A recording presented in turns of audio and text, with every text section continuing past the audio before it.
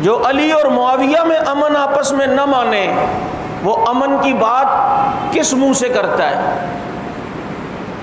ہم تو کہتے ہیں ان میں آپس میں محبتیں تھیں. میں نے رات بھی ایک جگہ کہا کہ جی فلاں بڑے اونچے کیونکہ ان کے رشتے نبی کے ساتھ ہیں. میں نے کہا واقعی اونچے ہیں. جس کا تعلق نبی کے ساتھ ہو جائے، جس کی نسبت نبی کے ساتھ ہو جائے، جوتی کی نسبت نبی کے ساتھ ہوئی، چمڑے کا جوتا ہے، پتہ نہیں مکہ کے کس موچی نے بنایا ہوگا، لیکن چونکہ اب نسبت نبی کے ساتھ ہے تو عرشوں پہ میرے نبی کے ساتھ نبی کا جوتا بھی گیا ہے.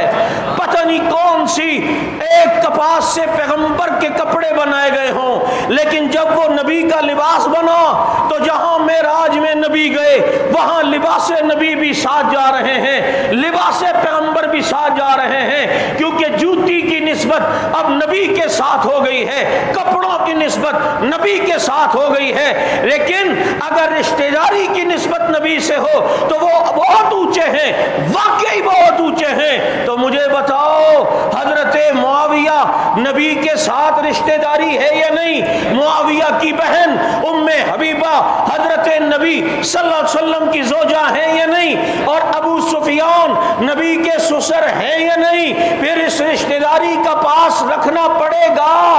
اور صرف ابو سفیان نبی کے سسر نہیں بلکہ کربلا کے واقعے میں واقعہ بیان ہوتا ہے، ذاکر بیان کرتا ہے رو رو کے علی اکبر کے ساتھ یوں ہوا، انہیں یوں تیر لگا، علی اکبر یوں پیاسے شہید ہوئے، علی اکبر کے ساتھ یوں ظلم ہوا.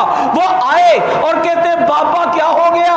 وہ بڑا تڑکا لگا کے اگر پیش کرتا ہے، علی اکبر کا نام لیتا ہے تو میں کہتا ہوں واقعی علی اکبر کے ساتھ ظلم ہوا. کرب و بلا کے دشت میں حسین کے بیٹے علی اکبر کے ساتھ واقعی ظلم ہوا. لیکن یہ بھی تو بتانا یہ علی اکبر ہے کون؟ یہ علی اکبر حسین کا بیٹا ہے اور حسین کی بیوی لیلا سے پیدا ہوا ہے.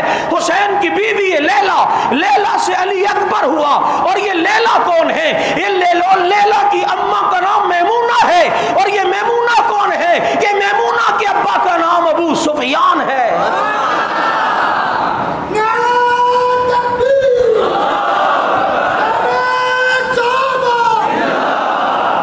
ابو سفیان جن کی بیٹی ہے میمونہ اور میمونہ کی بیٹی ہے لیلا، اور یہ لیلا بیوی حضرت حسین کی.